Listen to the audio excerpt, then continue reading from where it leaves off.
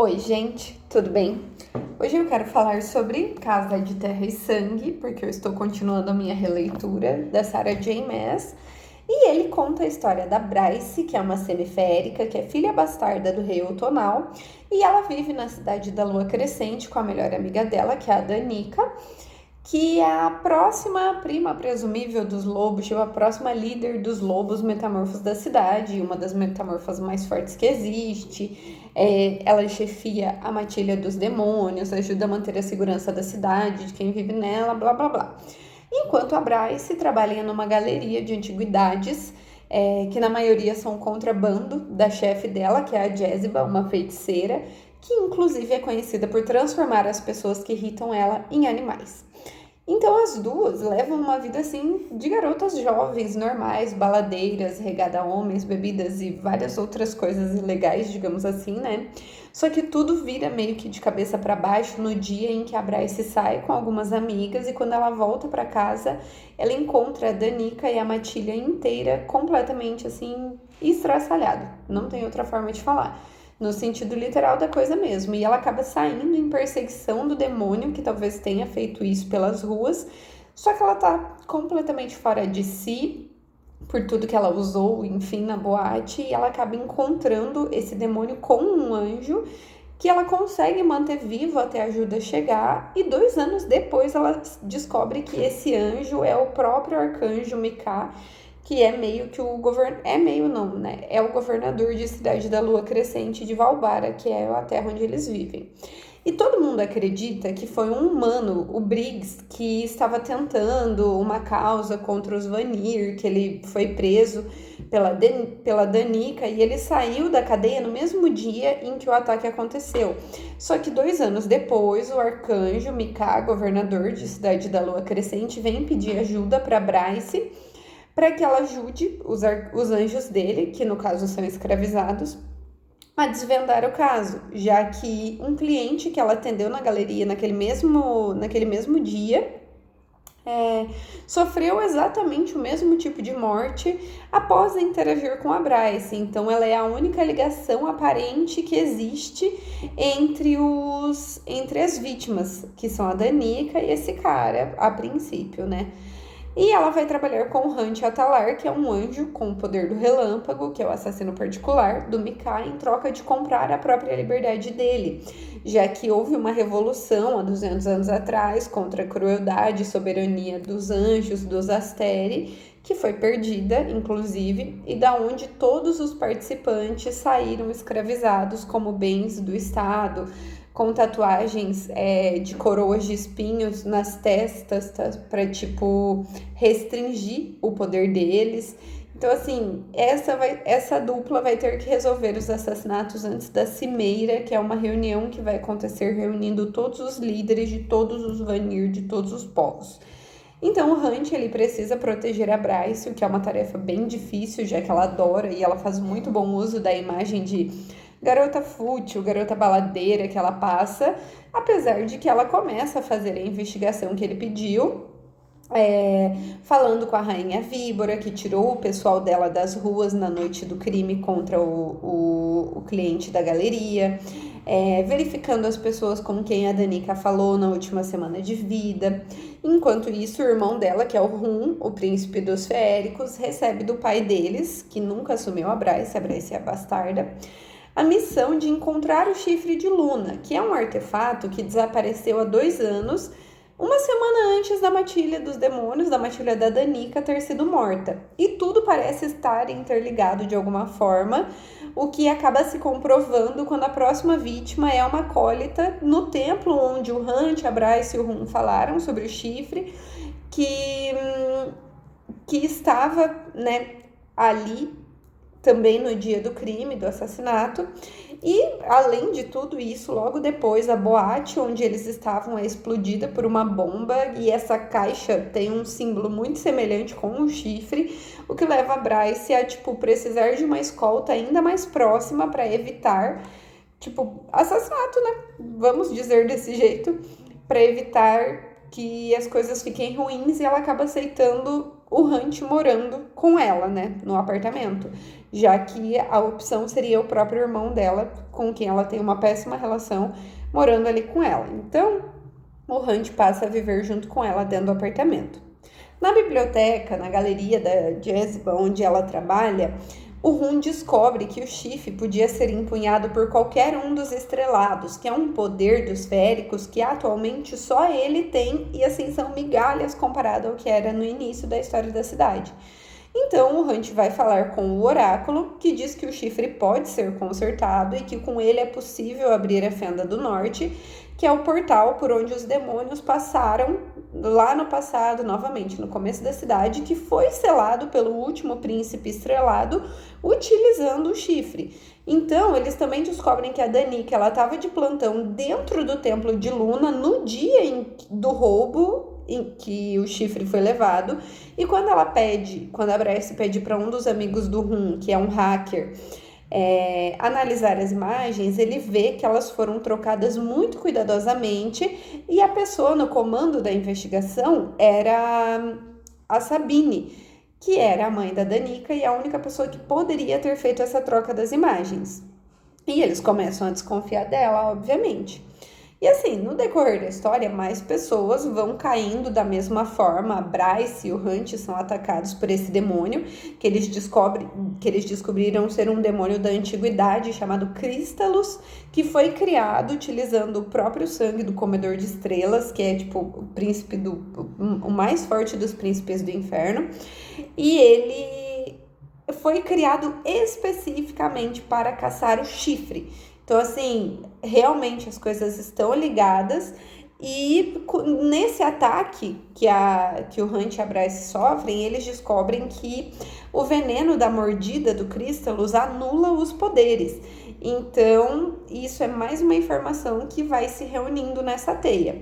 Enquanto isso, a Sabine, que é a mãe da Danica, faz uma visita bem ameaçadora, revela que ela trocou as imagens do templo porque foi a Danica quem roubou o chifre e que ela estava protegendo a filha dela, né? E quando o contato do Hunt no Rio Istros manda informações sobre os corpos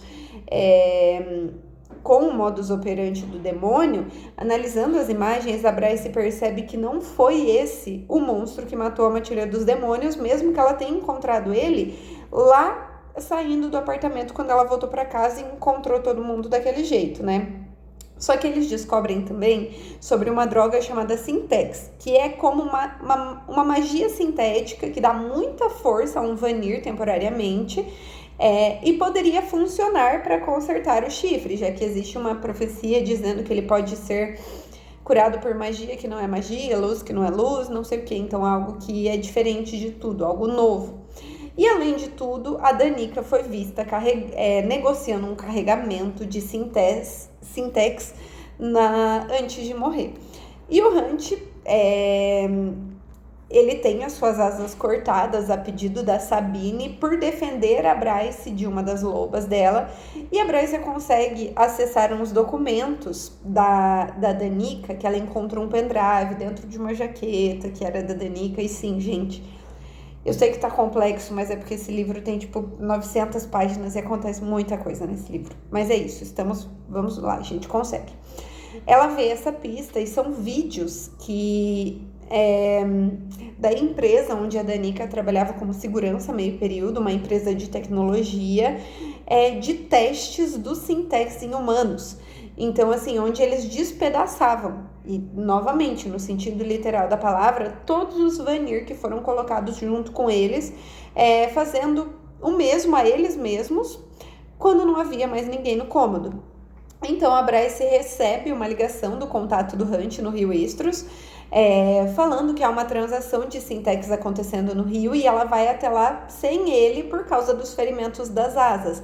Só que ela acaba tendo uma surpresa terrível, porque ele e alguns escravizados, outros anjos, estavam comprando Sintex para tentar se libertar desse halo que eles têm na testa, que limita os poderes deles, e tentar novamente a rebelião, destruir os Astéres, destruir os anjos, a hierarquia ridícula, assim como eles tentaram lá 200 anos atrás.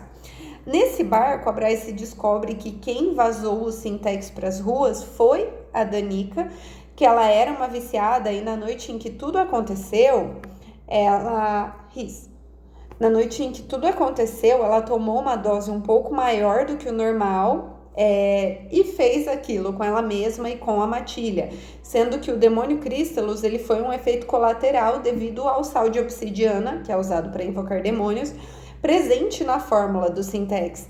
E, obviamente, a Bryce fica completamente destruída quando o Hunt é levado, para ele saber disso há alguns dias e ele não ter dito nada para ela.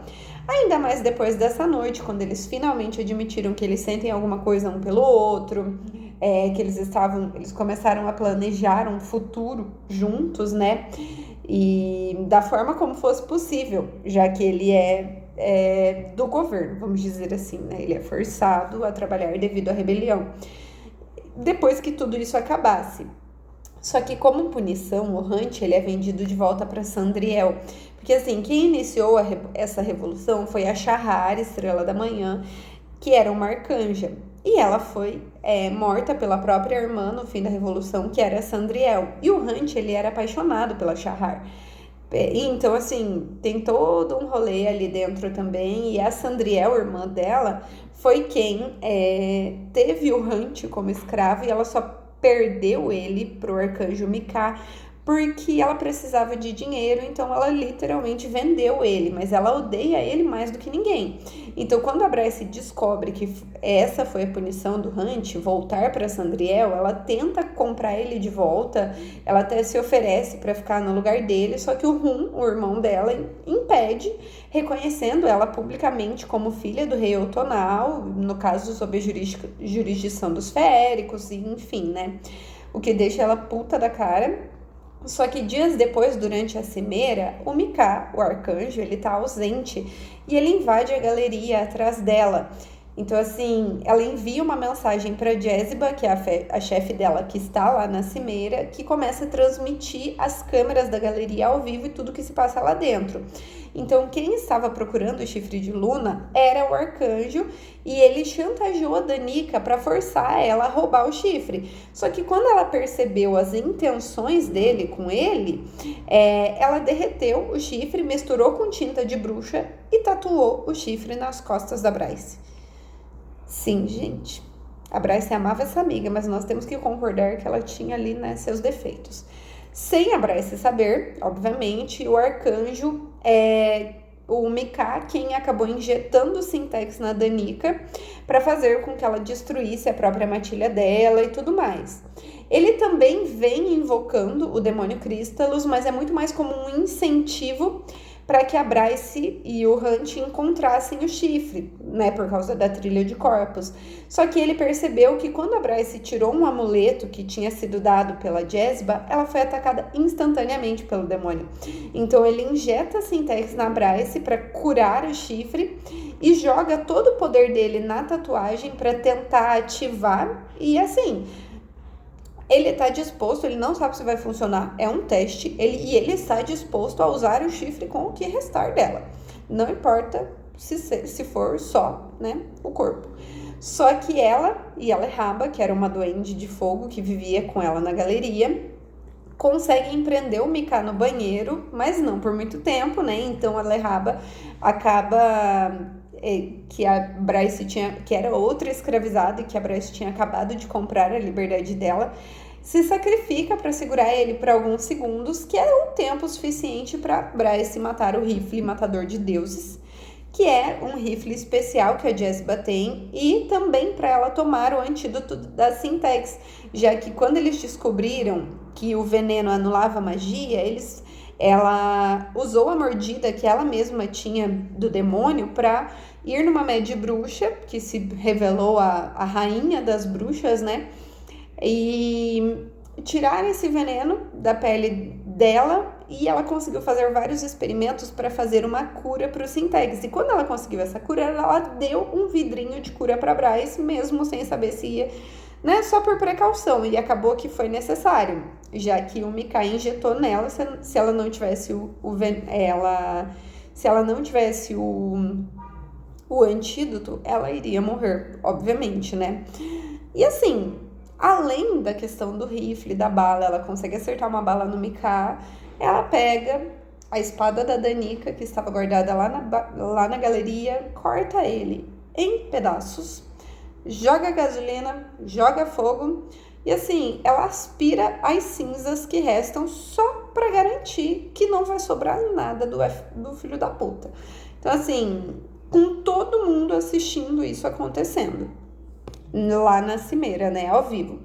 Porém, mesmo sem saber, o teste do Mikado, o arcanjo, funcionou e todos os 7 portais da cidade foram abertos, mais especificamente para o inferno. Então, assim, hordas de demônios começam a entrar, a destruir, a pegar as pessoas, tudo.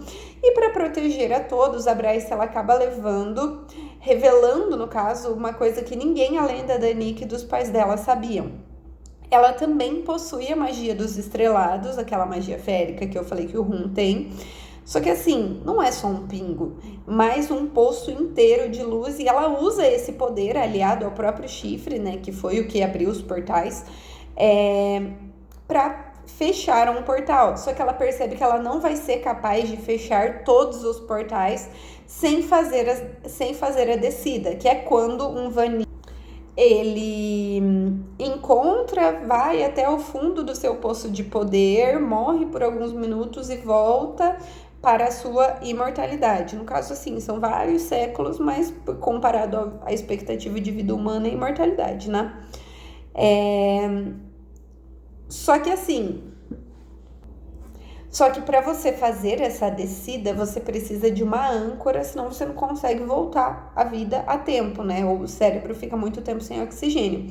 Ao mesmo tempo, o Hunt, que ele foi libertado do ralo pela Hipáxia, que é essa Mad Bruxa, a rainha das bruxas que eu falei, mata a Sandriel com o poder dele, do relâmpago, e eles pegam o helicóptero da Fury, que é amiga da Bryce e é uma mercenária, para ir até a cidade, porque ela está sendo bombardeada pelos Asteri para destruir não só os demônios, mas a Bryce especificamente e o poder do chifre. E o Hunt, ele consegue proteger ela do bombardeio, só que ele fica à beira da morte.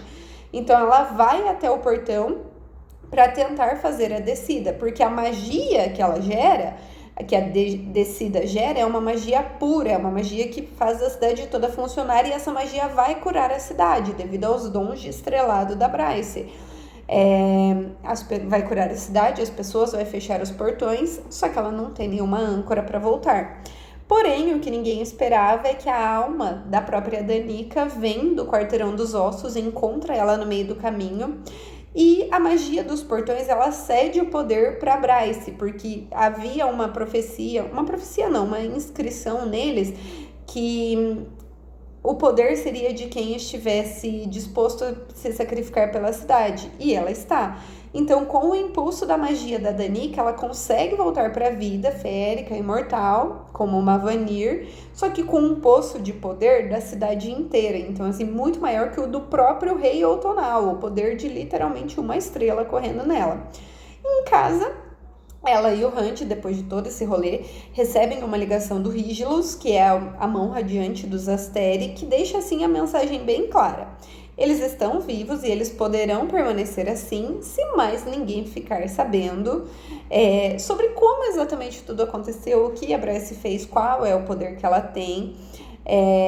E se a Bryce não usar o poder da luz nem o poder do chifre, até mesmo libertando o Hunt da escravidão, só que eles deixam a ameaça muito clara de quem exatamente eles vão pegar se os dois saírem da linha.